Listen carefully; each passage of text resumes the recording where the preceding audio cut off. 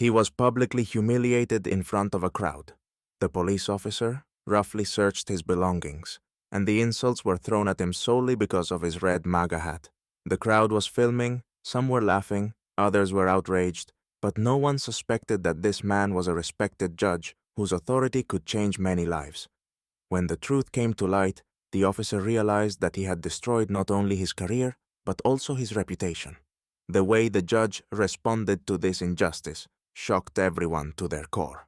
On Portland's bustling, noisy Main Street, 45-year-old Jonathan West, a sturdily built man with a neatly trimmed beard and a confident posture, walks at a steady pace. He's dressed in comfortable jeans, a dark blue jacket, and a bright red hat with the words MAGA emblazoned on it. Despite the gloomy weather and the judgmental stares of passers-by, he keeps a neutral expression. To him, the hat is a symbol of his beliefs, not a challenge to society. As he passes a street cafe, Jonathan notices a group of young people at a nearby table discussing him. One of them loudly calls out, "Hey, old man! Last century called! That hat is as dead as your ideas!" Jonathan looks at him calmly, smiling, but says nothing. He's used to such remarks and has long since learned to ignore provocations. As he crosses the street, a patrol officer, Tom Hansen, a tall, burly man with a piercing gaze and a reputation for being rude and confrontational, approaches. Hansen spots Jonathan's hat, narrows his eyes, and strides toward him with purpose. "Lost your sense of direction? Didn't you see the sign that says Portland is MAGA free?" The officer sneers loudly, making sure the bystanders can hear. Jonathan stops and looks the officer directly in the eyes. "Excuse me, officer, have I done something wrong?" he asks, his voice calm but firm. "Wrong? Not yet, but wearing that hat you're clearly provoking people. If I were you, I'd think twice before strolling through this city looking like that." A small crowd of bystanders gathers, exchanging glances. Someone pulls out a phone and begins recording. Jonathan notices but gives no indication. "Officer, as far as I'm aware, wearing a hat isn't a crime," he replies evenly. "Maybe not a crime, but it can sure become a problem. Want me to check you out? Who knows what you're hiding? Guys like you always have something to cover up," Hansen says, deliberately resting his hand on his holstered gun, emphasizing his authority. Jonathan steps back slightly, raising his hands in a non-threatening manner. "If you wish to search me, you'll need a legitimate reason," he responds calmly. Hansen notices the crowd's growing attention. Instead of de-escalating, he pretends to see something suspicious. "Hands up, I need to search your bag," he commands, grabbing his radio to call for backup. "On what grounds, officer?" Jonathan asks, standing still. His voice grows louder to cut through the murmur of the crowd. "You're overstepping your authority." The bystanders begin murmuring more audibly. Some support Jonathan, while others cheer for the officer. A young man with a phone steps closer. "I'm recording everything. Let the whole internet see what's happening in Portland." Hansen smirks. "Let them film. This guy in the hat brought this on himself." Jonathan remains motionless, his face calm, though tension simmers beneath the surface. Officer Hansen continues to escalate, clearly enjoying the crowd's attention. He gestures at Jonathan's bag. "You understand how this looks suspicious, don't you? How do I know you're not carrying a weapon or something worse?" "Officer," Jonathan replies steadily, "you're looking at a man simply walking home. I have nothing that should arouse suspicion." "We'll see about that," Hansen cuts him off. "If you've got nothing to hide, then you've got nothing to fear." The crowd's murmurs grow louder. One of the onlookers shouts, "Leave him alone! It's just a hat! What's the problem?" But Hansen ignores the comment and grabs his radio. "Central, I need backup. Suspicious individual refusing to cooperate, possibly armed." Those words become the tipping point. Several people in the crowd begin filming the incident, and some loudly call out that Hansen is clearly abusing his power. Jonathan realizes the situation is spiraling out of control. "Officer," he says firmly, "I'm willing to let you inspect my bag, but only in the presence of your superior. If you continue exceeding your authority, I'll have no choice but to file a formal complaint." Hansen's face tightens at the statement. He steps closer to Jonathan, now looming over him. "Are you threatening me, pal? You think anyone's going to side with you in that hat of yours?" Without waiting for permission, Hansen grabs Jonathan's bag and begins rifling through it. The crowd erupts in outrage. Someone shouts, "This is a violation of his rights! He's not even resisting!" "Shut up!" Hansen barks, turning to face the crowd. "One more word and I'll arrest you for interfering." But the situation has already spun out of control. A young man with a camera steps forward and announces loudly, "This is live streaming right now. The whole internet is watching what you're doing." Hansen hesitates for a moment, but quickly resumes his aggressive demeanor. Finding nothing but books and a laptop in the bag, he tosses it to the ground with disdain. "You think you're smarter than everyone else, don't you? Well, your freedom of speech means nothing here. I've seen your kind 100 times. Jonathan remains silent as he calmly bends down to pick up his bag. His movements are slow and deliberate. Standing tall, he looks the officer directly in the eyes. "What you've just done, officer, is against the law, and there will be consequences." The crowd, sensing the gravity of the moment, begins shouting questions. Some demand the police chief be called. Others continue filming, loudly commenting on the unfolding scene. It's clear now that this confrontation is becoming a public spectacle. Hansen, realizing he's losing control of the situation, makes one last attempt to assert dominance. He points at Jonathan and shouts, "This man is a disgrace to our community. People like him need to know their place." The officer's words ring out, captured by the many cameras and phones aimed directly at him. Jonathan takes a deep breath, his gaze cold and resolute. "My place, officer, is wherever the law is upheld. As for your place, we'll be finding that out very soon." The crowd erupts into applause at Jonathan's words. Hansen, visibly flushed, takes a step back. But he doesn't yet realize that this moment will be a turning point, not only for his career, but for the entire narrative of this event. The crowd grows larger, with people recording the scene on their phones, voicing their anger, and discussing the events. Someone calls the police, demanding an investigation into Officer Hansen's actions. Jonathan remains calm, fully aware that the situation has spiraled out of control, yet he stays composed and collected. At that moment, a black SUV with flashing lights pulls up to the intersection. From the vehicle steps a man in an elegant business suit, accompanied by another police officer. It's Richard Grayson, the district attorney of Portland, who happened to be nearby and came personally after receiving the video footage from the scene. Grayson quickly surveys the situation, taking in Officer Hansen, the crowd, and Jonathan standing in the middle. His expression shifts as he recognizes the man wearing the baseball cap.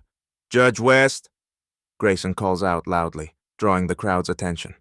The noise dies down instantly, leaving an eerie silence. The crowd freezes, their cameras still trained on the officer and the newcomers. Jonathan turns to Grayson and nods slightly. "Good evening, Mr. Grayson," he says calmly. "I'm glad you could make it." Hansen, hearing this, stiffens on the spot. He nervously glances around as if searching for an escape, but his face betrays his growing panic. "A judge?" Hansen mutters under his breath, unable to believe what he's hearing. Grayson's tone is sharp, his anger barely contained. "Officer Hansen, you've just committed a gross abuse of power and humiliated a respected individual without even bothering to assess the situation. Do you understand the consequences of your actions?" Hansen stammers, trying to defend himself. I didn't know. He looked suspicious. That cap." "A cap?" Grayson interrupts harshly. "Since when does wearing a baseball cap justify a search or public humiliation?" The crowd begins murmuring again, their anger rekindled. Someone shouts, "Is this where we're at now? Judging people for their hats? This is disgraceful." Another voice calls out, "That officer needs to be fired."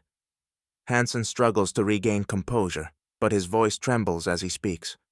"Mr. Grayson, I acted in the interest of public safety. I was trying to prevent potential threats." Grayson takes a step closer to Hansen, his glare icy. You overstepped your authority, officer. Everything you did has been recorded. I hope you're prepared to explain your actions before a disciplinary board." Jonathan remains silent, his gaze steady and unyielding. He raises his hand to address the crowd. "Friends, thank you for your support, but let's not stoop to the level of those who violate the law. We must demand justice, not chaos." These words elicit cheers and applause from the crowd. Someone shouts, "We're with you, Judge!" Hansen realizes the situation is a disaster for him. He stands frozen, unable to move. The second officer accompanying Grayson steps forward and approaches Hansen.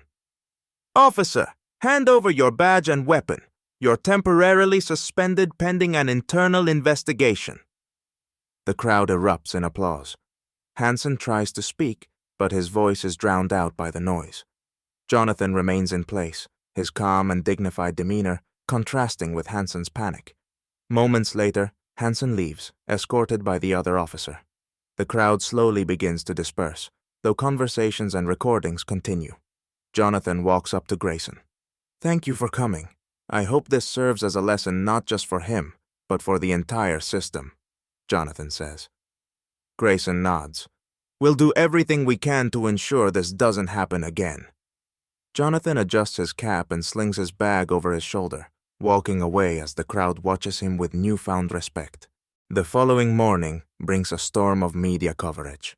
The video of the incident involving Officer Hansen and Judge Jonathan West goes viral, garnering millions of views. Social media is ablaze with outrage, with hashtags like #JusticeForWest and #PoliceDisgrace trending across all platforms. Television networks cover the story extensively, inviting experts and activists to discuss the situation. The Portland Police Department's reputation takes a severe hit. At police headquarters, an emergency meeting is called. The police chief personally summons Officer Hansen, who appears exhausted and dejected. District Attorney Grayson is also present, demanding immediate action. "Officer Hansen," the police chief begins sternly, "your behavior yesterday was unacceptable. It's not only a disgrace to our department, but also a violation of professional standards. What do you have to say for yourself?" Hansen nervously rubs his hands together and tries to defend himself. "I acted based on the circumstances. This man, his cap, it provoked." "A cap?" Grayson interjects sharply. "Are you saying your judgment as an officer is so weak that a piece of clothing can provoke you?" The police chief rises from his seat, his expression severe. "You didn't just overstep your authority, you jeopardized the reputation of this entire department. We'll conduct an internal investigation, but for now, you're dismissed. Hand over your badge and weapon." Hansen exhales heavily, his face dark with despair. He removes his badge and gun, places them on the table, and leaves silently, fully aware that his career is over. Meanwhile, Jonathan West prepares for a press conference at the city courthouse. Journalists, community members, and fellow judges fill the room. The cameras focus on the podium. Jonathan steps up to the microphone, wearing the same red cap that became the symbol of the controversy. "Thank you for your support," he begins, his voice firm and confident. "What happened yesterday was not just a personal affront. It's a symptom of a deeper issue, bias that corrodes our society. Each of us has the right to our beliefs and choices, and no one should be humiliated for them." The audience responds with applause. Journalists fire questions at him, but Jonathan remains composed. "I'm not seeking vengeance," he continues. "I want this to be a lesson for everyone. We must build a society based on respect, not prejudice. It's our shared responsibility to ensure this never happens again." As the applause swells, District Attorney Grayson enters the room. He steps up to the podium beside Jonathan and announces, "Today, I'm formally requesting an independent review of Officer Hansen's actions and a full investigation into all complaints against him. Additionally, the police department has already begun implementing reforms to prevent incidents like this in the future." Days later, the police issue a public statement apologizing for the incident. The police chief personally addresses Jonathan. "Judge West, on behalf of the entire department, I apologize for the actions of our officer. This does not reflect the values we are meant to uphold. We will do everything we can to regain your trust." Jonathan accepts the apology but adds, "Words matter, but actions matter more. I'll be monitoring the reforms to ensure they're more than just promises." Jonathan walks down the same street where the incident occurred. People stop to greet him and express their support. Some even shake his hand. He pauses at a street cafe, orders a coffee, and sits at an outdoor table. A faint smile crosses his face. The MAGA cap remains firmly on his head, a symbol of his unwavering belief that dignity and rights must be defended, no matter the circumstances.